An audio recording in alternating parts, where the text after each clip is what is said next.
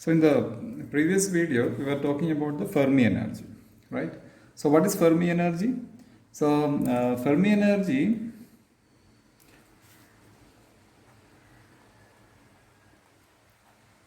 is basically an energy level, right?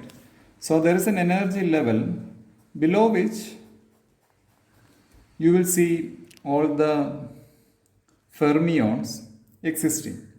So that is the maximum energy of the fermions, or the maximum energy which a fermion can possess at 0 Kelvin. Okay. And beyond that Fermi level, all the energy levels are vacant. So this is all defined at 0 Kelvin. So basically, another kind of classification is that, discussion is that this Fermi level or the levels below the Fermi level can be considered to be similar to something called a Fermi sea. Okay, so the Fermi sea is that sea in which all the electrons or the fermions are moving around.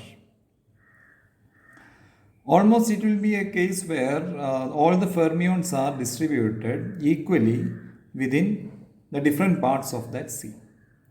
Beyond that level of the sea, beyond the topmost level of the sea, there is absolutely no fermions being found out, like exactly as in the case of water particles and the sea. But the moment you apply some kind of a energy, say a delta E. So this delta E, what does that delta E does is that this delta E does not affect a particle which is deep inside the sea. Instead, it will first affect the electrons or the fermions which are existing on the topmost layer of this sea. So, say one of the particles over here take up this extra energy and they get excited to a level above the Fermi level. So that is what happens when you are above 0 Kelvin. So above 0 Kelvin, whatever the energy you are providing, that will lead to a state where the electrons get promoted to a level above the Fermi level. Okay. Some more we need to see some more some more numerical calculations, or some formulas which will help you to do the numerical calculations on the related to this Fermi level. First of all, the Fermi momentum.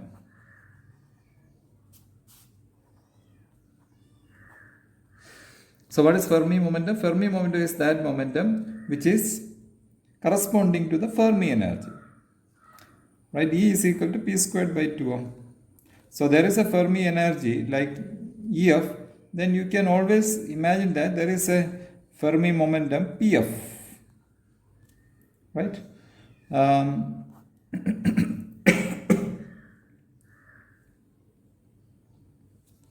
Now, to discuss more, you know the definition of density of states. We have found out an expression for the density of states in one of the previous videos. And there we have defined this AED is equal to, what was that, 2 pi V by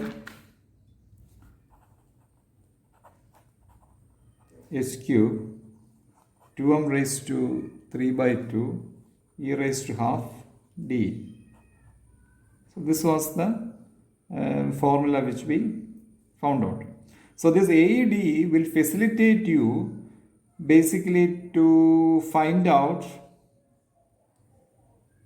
the total energy of all the levels below F. Okay, that is one thing. And also, since this is a part, uh, this is basically a density number, this will also give you a indication to the number of particles below that level. So using that thing, we can write n is equal to integral 0 to F A D, right? N is equal to integral 0 to F A D. Of course, you will have to take into consideration the G, the multiplicity which we have, which is valid for any fermionic case. So that also we need to do. So if I say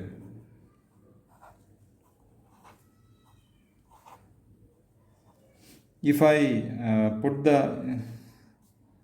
substitute equation 2 into 3 and do the integration, I will get G into G. I have we have to put for any fermion, so that's why we have put the G there, and then the product of that integration, which is 4 pi V by 3h cube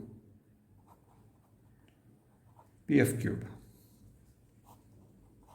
Okay, this will give me Pf is equal to 3n by 4 pi Gv raised to 1 by 3 h.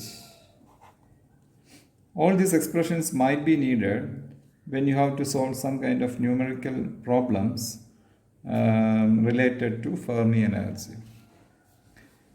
So if this is the case of Pf, then I know that Ef is equal to Pf squared by 2m, right? Our equation 1 there, which will give me 3n by 4 pi Gv raised to 2 by 3 h squared by 2m. Right? So this is one way. This is there, but you can always make this expression smaller because we have the n by v there. So if I express it in terms of the particle density, I can always write 3 small n 4 pi g, or otherwise let's put it in terms of the h cut square, because that is more kind of energetic concept. So if I express it in terms of h cut square, 6 pi squared n divided by g raised to 2 by 3 h cut squared by 2m. It's a very important expression for calculating the Fermi energy, which we will need even in the course of solid state physics. Right? So this is the Fermi energy expression. Now, if my task is to calculate, say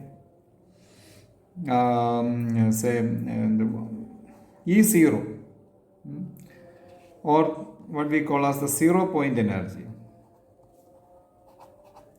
0 point energy. If my task is to find out the 0 point energy, what does this mean by? So what is the EF giving me? EF is giving me, so if this is my Fermi energy. So this is a limiting line. So now we know what is the value of this limiting line. But below this limiting line, there will be different energy levels. So this E0 will give me the sum total of energies of all the levels below the Fermi energy. So if that is the case, how do I write it? How do I express it? E0 is equal to integral 0 to EF E into A D, right? Which will give me 4 pi GV by H cube integral 0 to pf p squared by 2m into p squared dp, right? Which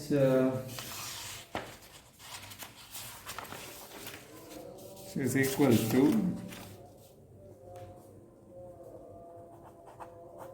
gv by 2 pi squared h cut cube pf raised to 5 by 10. I can always express this in terms of p squared by 2m. I know that is the case. Or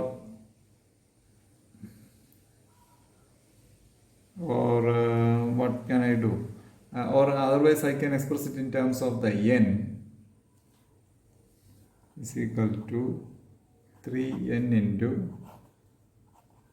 pf squared by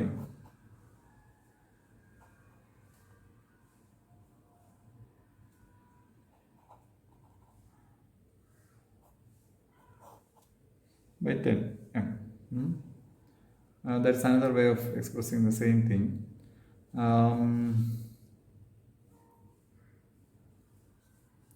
Or if I take pf squared by 2m is equal to ef, so then I can write E0 is equal to n into 3 by 5 ef. So this is equation number, this is 6, this is 7, this is 8. Now if I take the pressure, what is the pressure? The ground state pressure.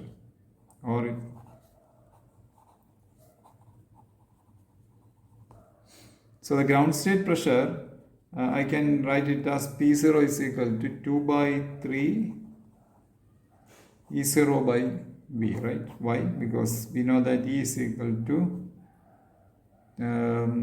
3 by 2 PV. So P0 is equal to 2 by 3 E0 by V, which will give me E0 by V, which is small, and which is equal to 2 by 5 n into EF, right? So therefore that gives me P0 is equal to h cut squared by 5m into 6 pi squared by g raised to 2 by 3 n raised to 5 by 3.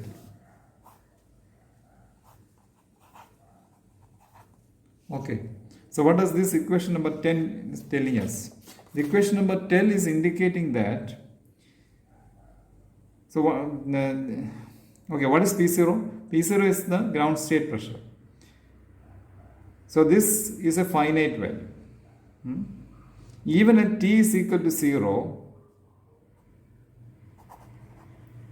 at t is equal to 0, P0 is not equal to 0, which means that something will have a pressure when the system is quite live, or when the system is quite active, when the particles are moving, when the particles hit against the walls, then the system is said to have a pressure.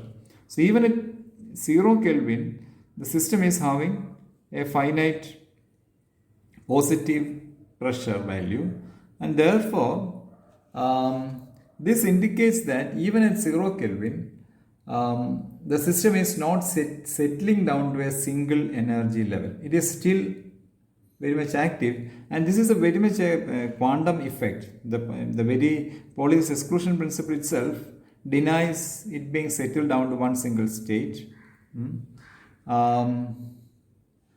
Right?